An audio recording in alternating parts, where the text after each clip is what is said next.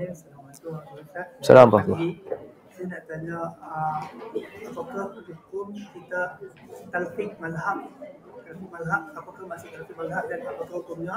Kemudian yang kedua, sebagai contoh, kadang kita buat umrah, dia buat sebagai contoh pada mazhab Imam Syafi'i, sentuh lelaki perempuan yang bukan mahram pakai, tapi bila buat umrah dia pakai, kalau kita tersentuh lelaki perempuan yang bukan mahram tak pakai. Itu yang kedua. Bagaimanakah hukum itu? Yang ketiga, apakah perbezaan antara uswatun hasanah yang qudwatun hasanah, contohnya laqad kana lakum fi rasulillahi uswatun hasanah, adakah ada perbezaan di antara uswah hasanah dan qudwah hasanah? Satu tentang talfiq. Talfiq ni istilah yang para ulama guna untuk campur-campur antara mazhab, campur-campur pandangan antara mazhab.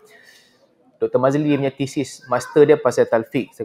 Saya ingat saya lah dia tulis dekat UM pasal talfiq. Boleh baca lah, boleh dapatkan pandangan. Saya tak baca, tapi tajuk tu memang tajuk yang dia tulis lah. Thesis dia bahasa Melayu, jadi boleh beli dan baca lah. Boleh tengok, mungkin boleh dapat pandangan yang menarik untuk ditengok dalam penulisan dia tu. Cuma asasnya apabila campur aduk mazhab ini, kena lihat kenapa. Untuk tatabbu' rukhas, mencari-cari kemudahan yang ada cross mazhab, kutip yang paling mudah, supaya akhirnya dia memudahkan syarak. Orang yang mengikut rukhsah begini, dia diumpamakan seperti orang yang mengikut syahwat. Tatabbu'ur rukhas yang begini sama seperti mengikut syahwat. Dia nak menghalalkan syahwat dia. Akhirnya, dan dia cari-cari mazhab mana yang boleh kena dengan syahwat dia. Ini penyakit orang yang mengikut syahwat. Dia bukan mengikut agama, dia nak ikut syahwat. Dia nak menghalalkan semua benda, tapi di sebalik nak halal itu, dia cari hujah untuk halalkan. Ini sifat yang buruk, sifat terkeji. Sebab asasnya bukan Al-Quran. Asasnya bukan sunnah. Asasnya bukan mazhab. Asasnya nafsu dia. Untuk menghalalkan kehendak nafsu dia, dia cari-cari pusing-pusing mazhab. Mana yang kena dengan nafsu aku? Oh, mazhab ni boleh ambil, part ni dia ambil mazhab ni. Sebab kena dengan nafsu dia. Semua mazhab kata haram. Ataupun semua ulama' kata haram. Nak cari mana ulama' yang kata halal. Cari susah sampai. Oh, ada satu ulama' kata halal. Bab ni aku ikut ulama' ni. Ini perangai yang buruk. Akhirnya, dia mempertuhankan nafsu atas nama agama. Talfiq yang buruk. Apa sahaja orang kata kat dia?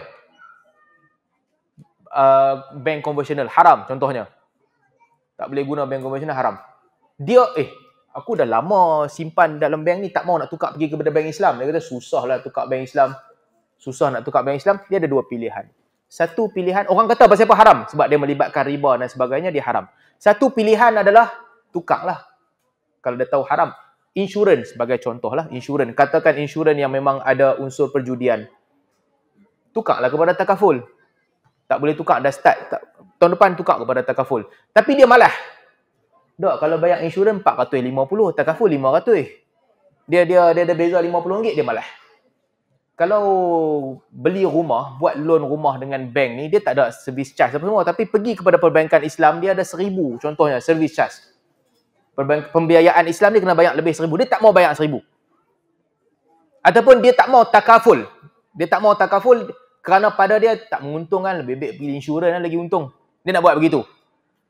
Kalau dia nak buat begitu disebabkan syahwat dia, satu hal, dia nak ikut syahwat. Tapi yang lebih buruk daripada perangai itu adalah, tunggu sat lah, aku pergi cari ulama' mana yang kata boleh. Dia cari. Oh, rupanya ada. Ahli Jumaah kata boleh. Aku dalam bab ni ikut ahli Jumaah. Contohlah. Aku memang bab akidah aku ikut Salafi. Ikhwanul Muslimin. Tapi bab bank tak. Bab bank aku tak ikut dia, aku ikut ahli Jumaah bab bank. Contoh. Begitu juga dengan bab-bab lain. Dia ada habit yang tak berapa bagus.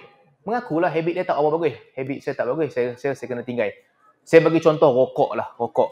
Majoriti para ulama pada zaman ini, majoriti majlis-majlis fatwa mengharamkan rokok. Sebab tak ada keperluan. Kenapa orang tak haramkan gula? Makan gula banyak pun boleh kena potong kaki juga. Gula penting untuk badan kita. Bila lebih limit dia, lebih daripada limit, itu menyebabkan mudarat. Maka ulama tak boleh haramkan. Hang perlukan gula. Jangan bagi alasan macam tu. Ramai orang kena garam tinggi, darah tinggi sebab makan garam. Pasal apa ulama tak haramkan garam? Ambil ketuk kepala dia. Garam tak boleh haram, memang perlukan.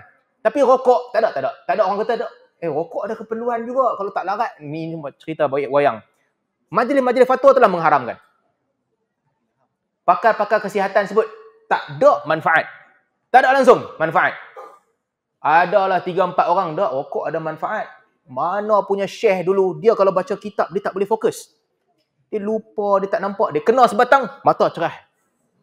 Kalau macam tu, ganja lagi bagus lah. Baik, ketum lagi bagus. Alasan ni semua tak boleh pakai. Memanglah doktor kata mudarat, tapi syekh tu, bila dia isap rokok dia jadi cergah. Tak boleh, ini bukan alasan. Orang yang mengkaji sains katakan tak ada manfaat. Fatwa agama katakan tak ada manfaat. Kalau orang tu dia tak boleh nak tinggal. Ini saya nak abang. Dia tak boleh nak tinggal. Akhirnya dia kena mengaku ini kelemahan diri saya lah. Saya tahu ini satu benda yang tak baik, yang agama tak suka. Tapi saya tak boleh nak tinggal. Okey, hang mengaku hang lemah. Dia jangan, okey. Itu step yang pertama. Kebanyakan orang biasa. Tapi step yang kedua, kalau orang nak ikut nafsu ni, dia okey. Aku dah ada kesimpulan. Kesimpulannya aku nak kata dia halal. Saatnya aku cari ulama mana kata halal. Google mai. Oh, ada ulama kata makruh. Dia macam tak, sebenarnya dia makruh je. Tak haram, makruh je. Memang ada sebahagian orang-orang ulama-ulama ni, dia dengan bangga kata makruh.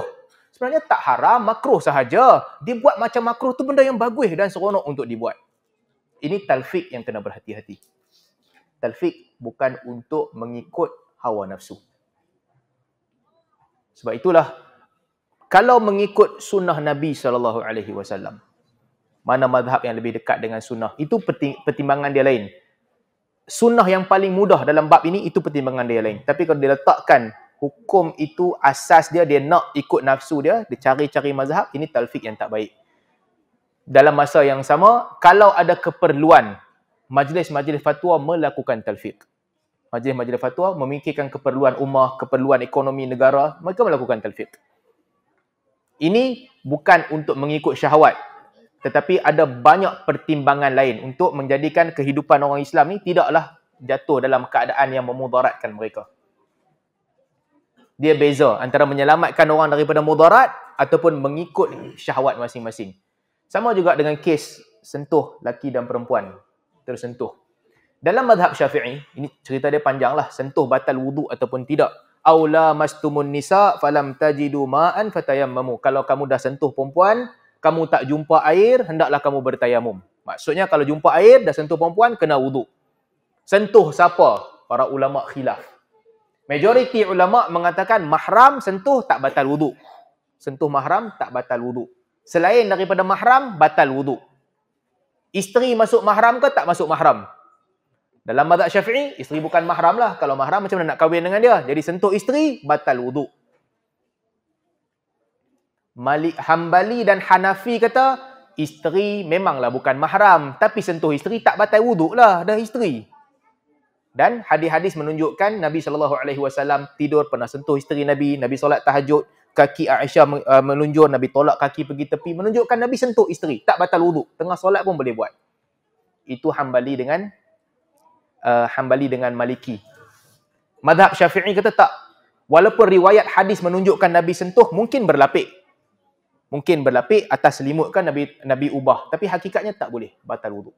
Mazhab Hanafi pula kata, dalam ayat Quran memang disebut aula mastumun nisa. Kalau kamu sentuh perempuan. Tetapi, dalam hadis menunjukkan Nabi pernah menyentuh isteri-isteri Nabi SAW.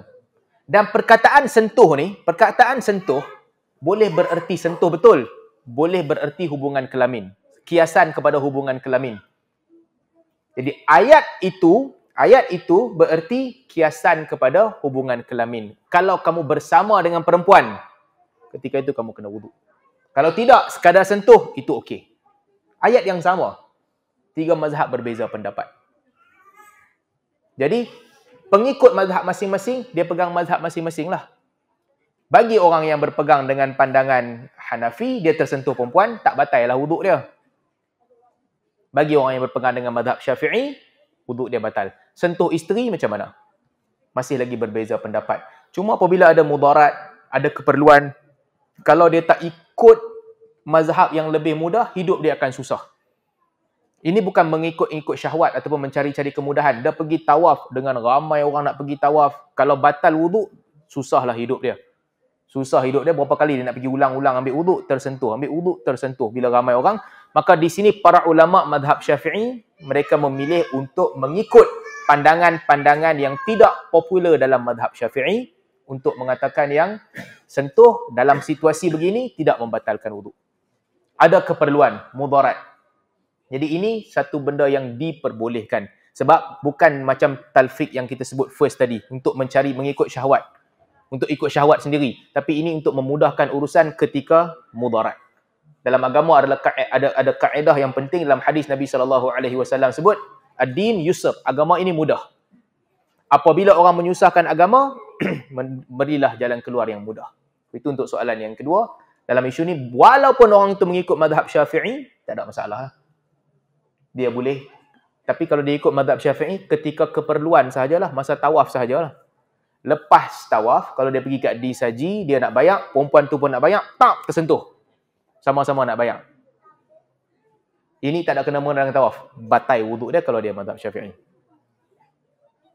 Jadi, ini sedikit sebanyak tentang isu tu. Yang ketiga, qudwah hasanah dan uswah hasanah.